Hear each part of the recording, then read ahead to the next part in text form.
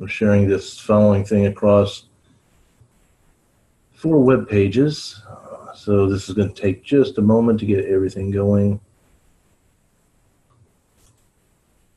I can see where anybody's questions. Yeah,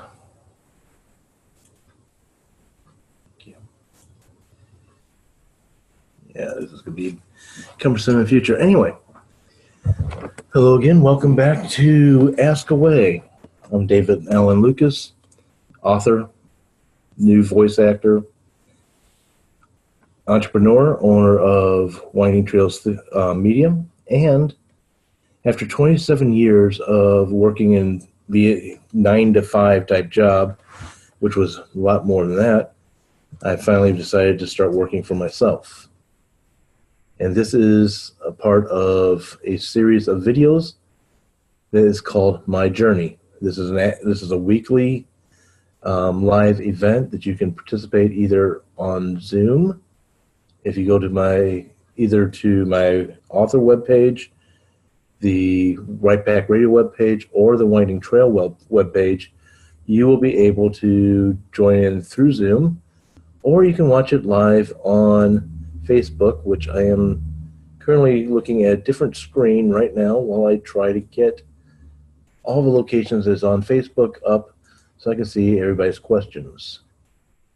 There's finally.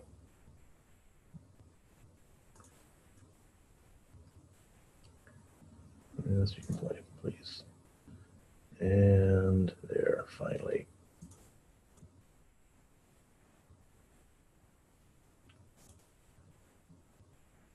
And this goes for at least an hour, if not, great, of course.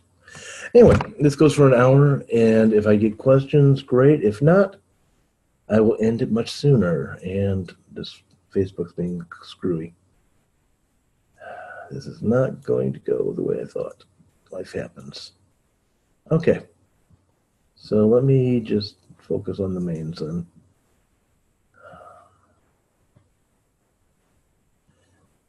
I'm going to start off with answering a question I received after last week's event.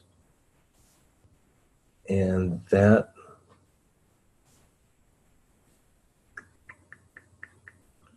okay, so that's what's happening. Sorry, everybody. How did I get into voice acting? Completely, totally by accident. No, that's not true. How I got into voice acting, to answer a gentleman's question. Okay, hopefully that will do it. Okay, how I got into voice acting. I started Winding Trails Media to be a platform for Right Back Radio, which is a podcast that's done weekly with authors who are professionals and authors who are amateur, talking about the writing industry and getting involved into knowing what is happening in the constantly changing industry. Then I decided to branch out and create Winding Trails Theater, which I ended up having to close down. That was designed to be a audio play production company. We had some great scripts, we had some acting going on, but unfortunately it didn't go through. This is how I got into voice acting in the first place. I knew the business end. I didn't know the actor's end. And I didn't know in audio plays it's called producer's end. A producer in audio is the same as a director in film or television. So I went to Clayton Studios in St. Louis, took a voiceover class that lasted for 4 weeks, 2 times a week, and they threw you right in the booth, very first thing. And they worked with me, and I graduated from there. I wasn't that good at first. And really, I went there more to understand the experience of voice actors as well as the watching and learning the producer side of it, how to direct. Afterwards, and several months later, I was facing a career change and decided, okay, I've got this talent here, or I've got this training here. What can I do with it? So I started working with one voice coach, and she was moving out of St. Louis. And unfortunately, between her moving and me getting sick, I ended up not being able to meet with her, but maybe once, I think, maybe twice, definitely, but definitely once. And I learned some things from her. And after she moved, I was able to connect with another voice coach, Christina Smith. And what she has done with me and teaching me how to do this has been phenomenal. That's not a reflection on me. That's a reflection on her. One of the biggest things, I'm sorry, I'm looking up to see if I'm getting comments yet.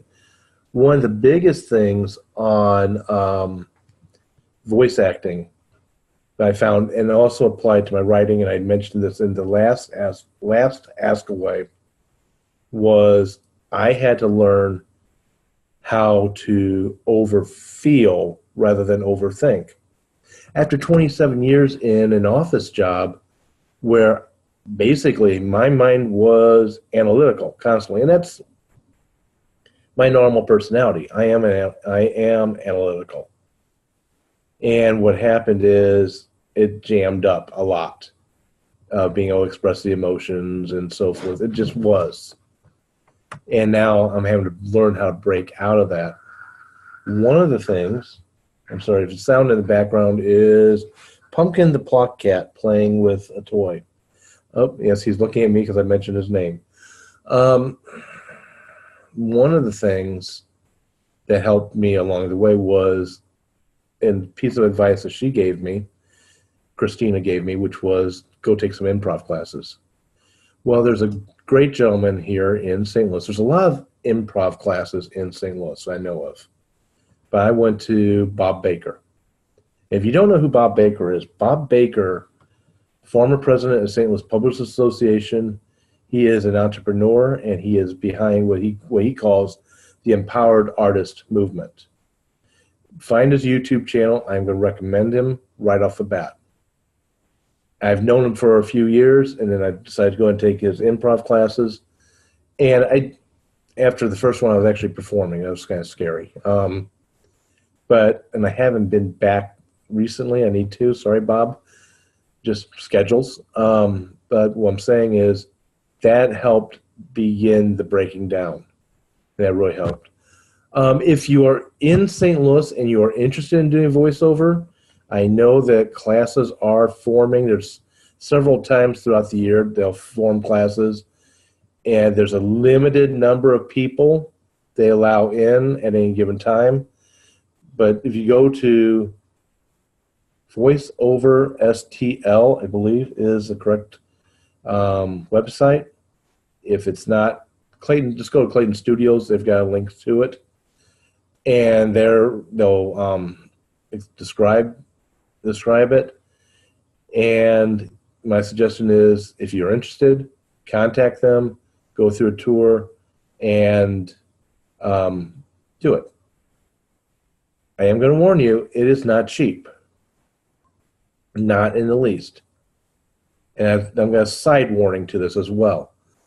The biggest thing about it not being cheap, though, is it's an opportunity. Now, that's going to sound strange, but a friend of mine who's also a voice actor, George Saroy, did something which I wish I had thought of. George is very good at what he does. He's also a fellow author, and he's currently president of Missouri Writers Guild. And what he did was George, you'll have to correct me. I know you're not on right now, but it was either a GoFundMe or a Kickstarter. I think it's really a Kickstarter, but one of those. And what he did was to raise the money, he offered to do free audio narration of short stories. And he raised enough money that paid for the voice acting. And then when he got done, and he did the work that he promised he would do, he then had a resume right off the bat of work that he was able to show what he's capable of doing. So that was a great idea. I wish I had thought of it, because I didn't. I paid straight out of pocket. And really, at the time, looking back, to be honest, that wasn't my goal. And it was to be more of a director, or as a before what they call a producer. And I just happened to discover was something I love to do, and voila. Okay, I'm not seeing any comments coming in yet. Just double checking. Nope. So the only thing I'm going to share real quick is, sorry, I've been battling this flu all week. Best laid plans of mice and men. My goal is to have my journey up on a daily basis, with the exception of Sunday, because that's when Right Pack Radio goes up. And then every Friday, have the live Ask Away. I always call it Ask Me Anything, where I would talk about martial arts, writing, and the voiceover business, which reminds me I meant to say something, so I'm going to come back to it. But I'm sorry, I haven't had any coffee. I'm still feeling sick. I've been fighting the flu all week. So this week, which was supposed to be the whole big kickoff, really did not happen. Life happens. It is, you adapt to the plans. You adapt to life and make your plans around it. So stay tuned. Stay tuned as more updates are coming. What I promised to talk about on voiceover, but I forgot to mention,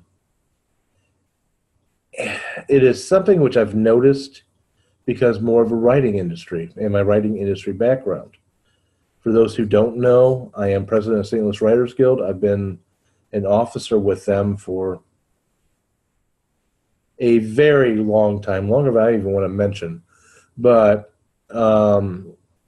through them and through my connections out to the other literary organizations in St. Louis, I have learned so much about scams that are out there that want your money, and they prey on the hope and dreams of people who want to be published. That's just totally downright sad, scary, and frustrating. And to be honest with you, I know I'm talking about publishing for a second. I'm going to jump over to voiceover just a minute. One of the things I really wish was a joke, it's not much of a joke, is that if I had $1 for every time a writer who is wanting to get published for the first time ends up getting caught in one of those scams, comes up to me and says, do you know anything about this? Do you know anything about this publishing company that's advertising on television about, hey, you know, for $5,000 we'll do this, or $10,000 we'll do that? If I had $1 for every one of those, I would be living in a mansion. I kid you not. They are out there. And by the way, if you are going down traditional road of publishing, you should not be paying anybody. All the money that other people are making from what you do, your agent, publisher, etc., is coming off of sales and off of commissions, not from you. If they are asking you for money up front, they are what we call a vanity publisher and are probably preying on you. That's done. Back to voiceover. Voiceover, I've noticed, has the same type of companies out there. And there's also platforms that you can join to get your stuff out and get hired. That there's some really great ones. Well, sorry guys, it's just some really good ones, and then there are some that basically cheapen you, and you've really got to pay attention. I'm learning a lot. I joined an organization which I'm an associate member. I am not a member yet, but it is rolled over, WOVO, and I just completely blanked on the name. So I am on a computer. Guess what I'm going to do? There we go. Just saw it. World Voices Organization, which is a professional organization of voice actors. And I've learned a lot from them. I still have a lot more to go. But by listening to them, by talking to them on chats, kind of like what you're on here right now, I've learned what to watch out for. The good side of this, and also with the publishing industry, yes, I know I'm bouncing back and forth because, believe it or not, these two industries are similar. Voiceover is my point of view only, but just because of all my background in the writing side, I'm seeing this. Voiceover is lagging behind the publishing world in this, but it's going down the same path. The internet made independent publishing possible. Now, independent publishing is self-publishing. But the number of self-publishers that are out there, the number of independent publishers that are out there are getting better and better and better than what they were before the internet. The internet has given the ability for writers to get out there. Now, there's also a lot of people who say, oh, just self-publish will be the greatest thing since sliced bread and you'll make lots of money. That isn't necessarily true. Anybody who's promising you that or promising you some type of thing that says, I will help you do this if you pay me a lot of money, I will guarantee that you will make this great success, really watch out. But it allows you to have an access, the internet allows you to have an access to readers that you would not have otherwise had. Voiceover is the same way now with the internet.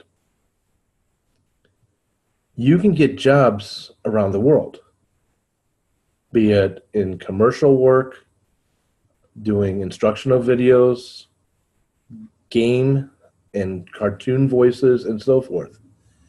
One caveat to that I've noticed right now, as it is, I don't know if this is going to change. I leave this up to those who have been in the industry a lot longer than I have to look at their crystal balls. If you want to do any type of animation / cartoon voices in the United States, you need to move to Hollywood. But that's only one market. It doesn't talk about Japan, England, Europe in general, all those countries, Africa, all those countries, Asia, all those countries, etc. The internet allows you to do other things. So with that, I don't have any comments coming across. So I will leave today, and I am going to get back to working on a couple projects. And as soon as this flu is over with, I will finally get back to doing auditions. I just really have got enough said. And on that note, take care, everybody. Have a good one, and be creative. Keep chasing your dreams, and thank you.